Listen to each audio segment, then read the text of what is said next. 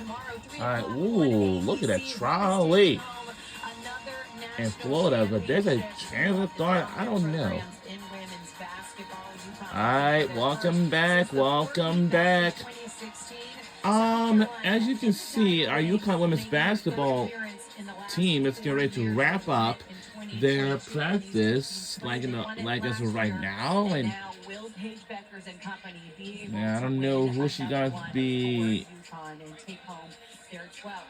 Man who has been at the helm of it all is with Holly Rowe now as she joins us with more from Gino Auriemma. Holly.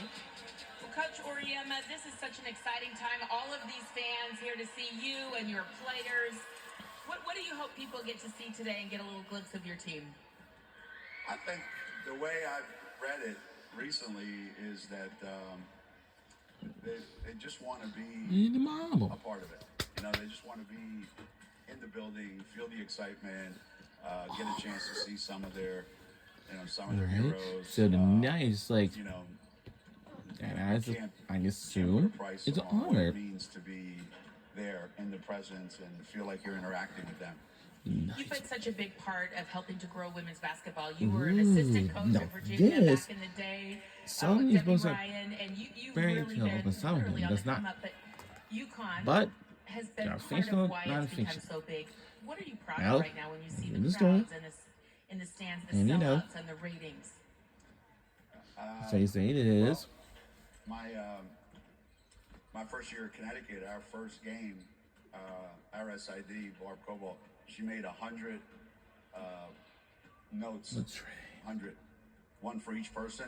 At the game, we didn't have enough. We had 101 people at our first game.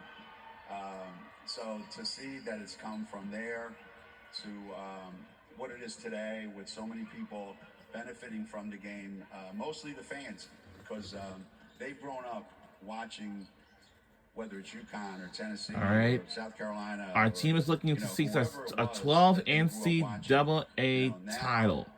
Their kids have become big, huge and fans, I don't know, is there? Okay, I think I've probably seen some of our players are out here, and I asked Dawn Staley this in the previous I session. You know, it's two kids from Philly, you and Dawn Staley. Different eras. Don't tell me he's from Philadelphia, and I bet he is. Oh my God. Gino Auriemma. You're asking and expecting of these young ladies. Dawn more so because she was a fantastic high school player. And Gino Auriemma is from Philadelphia, and that goes for Dawn Staley. Same thing. Man, not as good a player as Dawn, but the way we grew up was that's just so. Because when you went to play, there were a lot of kids and only a few courts, so you played to win. And if you didn't win, chances are you weren't going to get picked next game.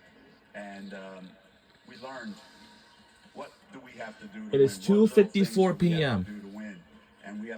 And we appreciated that you had to fight for everything. Nothing was going to be given to you, and I think that's how we both coach our teams. You talk about the little things. We got 5 minutes to 3. Little things as well as anyone in the country. Holly Rowe, she is a great reporter of all times, including for college football, basketball, softball, and more. The way you play is so beautiful. How do you instill that and demand that from your players? I can assume some. Identify that in the recruiting process. You're not always successful doing that, but I can still tell you, because now these colleges, football, basketball, are two of my favorite sports to watch. It's so much excitement. It's fun to watch. Because this is, I did not mean to 10 because now, like, jeez Louise. Show them that there's more to it, then they really don't need us, right? They need us to take them places that they can't go by themselves.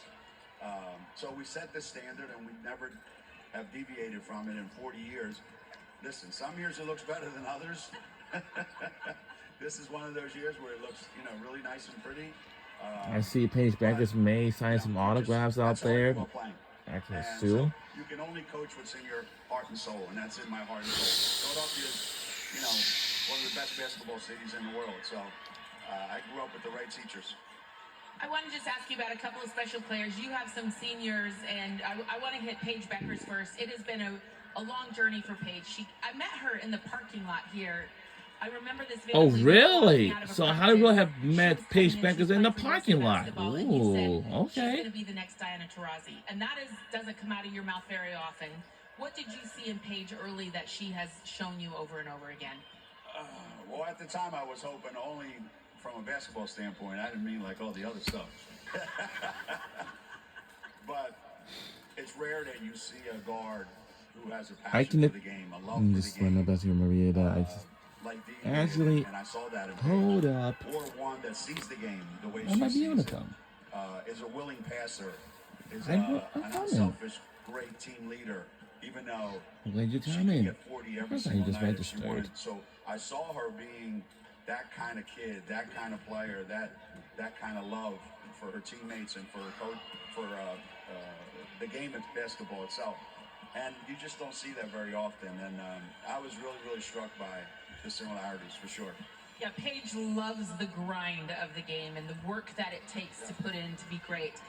Before I let you go, there's a lot of kids here who may or may not ever be on this stage. Maybe We have a lot of fans. We have the dance team, we have the cheerleaders. Also, we have the band is here.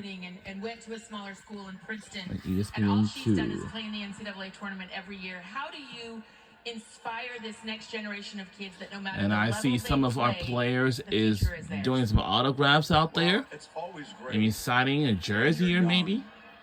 To have role models that you I know aspire that's to wanna be right. like. The more unrealistic it is, How do you the feel better, if because you set your sights really, really high. And then at some point you realize, well, I can't be Paige Beckers on the national stage playing in the Final Four. But I can be my version of Paige Beckers on my grade school team or my elementary, my high school team. That where I'm playing, that doesn't mean it's going to get me to the Final Four, but it'll get Yeah, me I to fulfill think my potential. some of So, our players are setting taking yourself up to be on that selfies with stage, you're some of the probably at the fans best and point. Setting yourself and to many be more to Paige level come. in whatever environment you have. That's going to help you become the best version of yourself. Awesome. All right. Thank you, Coach. We appreciate you. The winningest coach of all time in college basketball, Geno Auriemma. Thank you, Al. Holly, great stuff. Thank you. And we've talked a lot about this team and the history that they have playing for national championships. 11-1, looking to win their 12th tomorrow. What's it going to take, Steph? Whoa! Hey, look, I think it's about who's going to be the most disruptive team. And Holly talked about UConn's beautiful offense. Can South Carolina disrupt that beautiful offense? Can they dictate tempo? Can they rebound the basketball? Because to me, it's going to come down to defense and rebounding. Well, and it's going to be key for South Carolina to get their defense set. All right, looks like they're taking turns. In that first meeting, Oh. transition with 31 points. If South Carolina is All right. disciplined with moving I think they're taking basketball, turns. Oh. 37%, and this will All right. be a very challenging. Well, yeah, it looks like they have a contest here on ESPN 2. It was a big win for UConn when they played earlier in the season. What will happen at 3 o'clock tomorrow on ABC when these teams go head-to-head and compete for a national championship? It has been fun here from the practice. Well, so that will do it from here, and we will see you all on ESPN for the Brennan Taurasi Show. We'll see y'all back here again tomorrow for the national championship. See y'all soon tomorrow.